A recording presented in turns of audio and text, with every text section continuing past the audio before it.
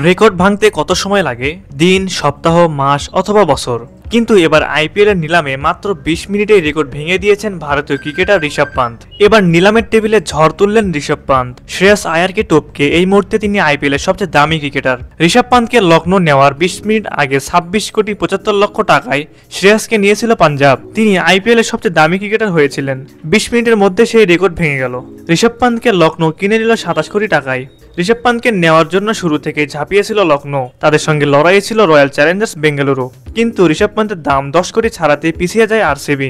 এরপর লখনৌ এর সঙ্গে দর হাঁকাতে শুরু করে সানরাইজার্স হায়দ্রাবাদ। ২০,৭৫,০০,০০০ টাকা দাম ওঠার পর ছেড়ে দেয় তারা। ঋষভ পান্তকে আরটিএম কার্ডের মাধ্যমে নেওয়ার চেষ্টা করছিল দিল্লি ক্যাপিটালস, কিন্তু হায়দ্রাবাদ ২৭ কোটি টাকা দিতে চায়। তারপর আর এগোয়নি দিল্লি। একটি দুর্ঘটনা ঋষভ পান্তের ক্রিকেট জীবনের ১৫ মাস কেড়ে নিয়েছিল। প্রত্যাবর্তন ঘটেছিল আইপিএলে। এই বছরই ক্রিকেটে ফিরেছিলেন তিনি। আইপিএল এর পর ভারতীয় দলের জার্সিতে টি-20তে বিশ্বকাপ জয়, টেস্ট ক্রিকেটে প্রত্যাবর্তন হয়ে গিয়েছে তার। এবার আইপিএল এর নিলামে তিনি নেমেছিলেন নিজের দর যাচাই করতে। সেটাও হয়ে গেল। লখনৌ সুপার জায়ান্ট ঋষভ পান্তকে কিনে নিল ২৭ কোটি টাকায়। ২০১৬ সালে ঋষভ পান্তের আইপিএল অভিষেক হয়। আইপিএল এর শুরু থেকে দিল্লি ক্যাপিটালসের হয়ে খেলেছিলেন তিনি।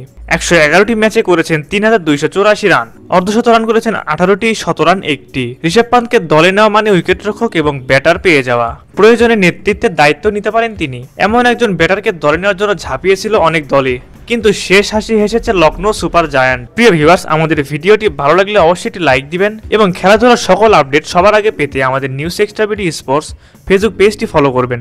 পাশাপাশি আমাদের নিউজ এক্সট্রা বিডি ইউটিউব চ্যানেলটি সাবস্ক্রাইব করবেন। এতক্ষণ আমাদের পাশে থাকার জন্য সকলকে জানাই আন্তরিক ধন্যবাদ।